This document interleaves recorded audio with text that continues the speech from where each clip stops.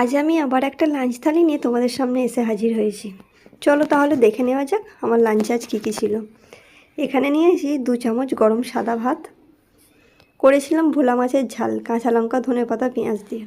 এটা খুব ভালো খেতে হয়, এই রেসিপিটা দিয়ে দেবো, তোমরা দেখে নিতে পারো চাইলে। আর করেছিলাম চিংড়ি মাছের মালাইকারি। এটা যে খেতে কী দারুণ হয়েছিল কী বলবো তোমাদের। চিংড়ি মাছটা সাইজে খুব একটা বড় না হলেও খেতে অসাধারণ হয়েছিল।